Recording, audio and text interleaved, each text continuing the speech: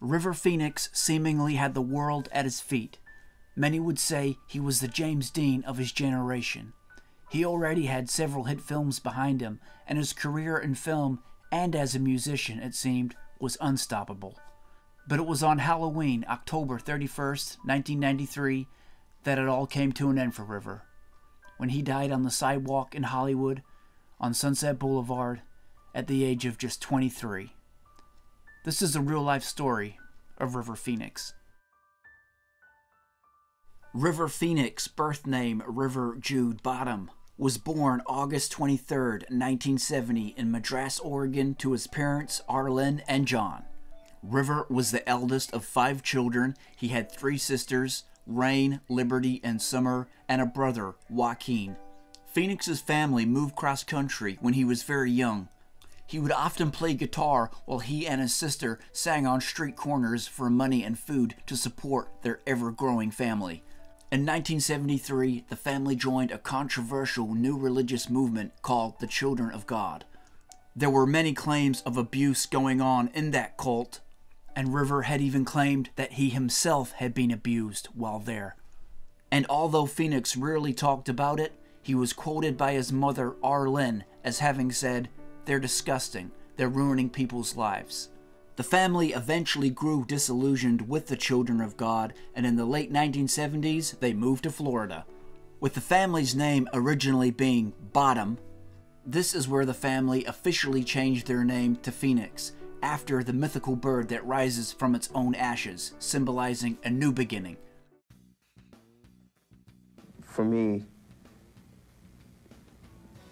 being true is all I can do. That's all I can do in my craft that makes it valid for me. In Westwood, Los Angeles, a talent agent spotted River, Joaquin, and their sisters, Summer and Rain, singing for spare change, and was so charmed by the family that she soon represented the 4 siblings. River started doing commercials for Mitsubishi, Ocean Spray, and Saks Fifth Avenue. In 1980, Phoenix began to fully pursue his work as an actor, making his first appearance on a TV show called Fantasy, singing with his sister Rain. In 1982, River was cast in the short-lived CBS television series 7 Brides for 7 Brothers, in which he starred as the youngest brother, Guthrie McFadden. At age 15, Phoenix had a significant role in Rob Reiner's popular coming-of-age film Stand By Me, which made him a household name. Later that year, Phoenix completed The Mosquito Coast, playing the son of Harrison Ford and Helen Mirren's characters. This is the time where Phoenix began a romance with his co-star Martha Plimpton, a relationship which continued in some form for many years. After roles in A Night in the Life of Jimmy Reardon and Little Nikita, River starred in his 6th feature film, 1988's Running on Empty, in which he was nominated for an Academy Award for Best Supporting Actor, as well as for a Golden Globe. Phoenix had met actor Keanu Reeves while Reeves was filming Parenthood with Phoenix's brother Joaquin. River had also reportedly auditioned for Bill in the hit movie Bill and Ted's Excellent Adventure before the role was taken by Alex Winter. However, Reeves and Phoenix would get to star in a movie together too, actually. First in 1990's I Love You to Death, and again in My Own Private Idaho. For his role in My Own Private Idaho, Phoenix won Best Actor honors at the Venice Film Festival, the National Society of Film Critics, and the Independent Spirit Awards. It was at this time where River was beginning to use heavy drugs with friends. In 1993, Phoenix starred in the country music-themed film The Thing Called Love, which was the last completed picture before his death. Phoenix began a relationship with co-star Samantha Mathis on the set. In late October 1993, Phoenix had returned to Los Angeles from Utah to complete the 3 weeks of interior shots left on his last project, Dark Blood, a film that was finally completed in 2012. On the evening of October 30th, 1993, Phoenix was to perform with his good friend Flea from the Red Hot Chili Peppers, actor Johnny Depp, amongst others, at the Viper Room, a Hollywood nightclub partly owned at the time by Depp. There have been varying accounts of what happened that night. In an exclusive 2018 interview with The Guardian, Samantha Mathis, River Phoenix's girlfriend, stated that she accompanied Phoenix to the Viper Room. She thought they were there to drop off his siblings, Joaquin and Rain, but when they arrived, River said, "Oh, there are some people playing music tonight in the club who want me to play with them. That's okay, right?" Mathis admitted that the idea didn't sit right with her, saying, "I knew something was wrong that night, something I didn't understand." Reports were that Phoenix was already obviously high when he arrived at the Viper Room. River was looking forward to playing on stage that night, however, at the last minute, Flea from the Red Hot Chili Peppers told him there just wasn't going to be enough room on stage, and that River would not be able to play the show. River would go into a bathroom at the Viper Room, where he was reportedly given a lethal combination of drugs. When River came out of the bathroom, Samantha Mathis, his girlfriend, then saw River being thrown out of the club by a bouncer. She thought that he had gotten into a fight. So she went to investigate what was going on, and it was at that time that she saw River on the sidewalk convulsing.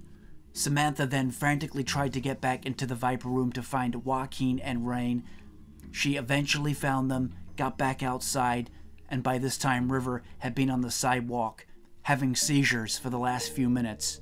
This is where Joaquin Phoenix, River's brother, would place that now infamous 911 call to try to save his brother's life. Get over here, please. You must get over here, please. Okay, take it easy, okay? Okay, no, I think he had Valium or something. I don't know. Please, because he's dying, please. His sister Rain then proceeded to give him mouth-to-mouth resuscitation. When the ambulance arrived, Flea went with him to the hospital. Further attempts to resuscitate Phoenix at the hospital were unsuccessful. He was pronounced dead at 1:51 a.m. on the morning of October 31st, 1993, at the age of just 23. The following day, after Phoenix had passed, the Viper Room became a makeshift shrine, with fans and mourners leaving flowers, pictures, and candles on the sidewalk, and graffiti messages on the walls of the venue. Many tributes were paid to River after his passing. The club, the Viper Room, remained closed for a week, and Johnny Depp continued to close the club every year on October 31st until selling his share in 2004. River Phoenix was a dedicated animal rights, environmental, and political activist, a very talented and just a straight-up natural actor, I would put it. He could probably act in anything he wanted to. And a talented musician, singer, and songwriter in his own right with his band Alakazattic.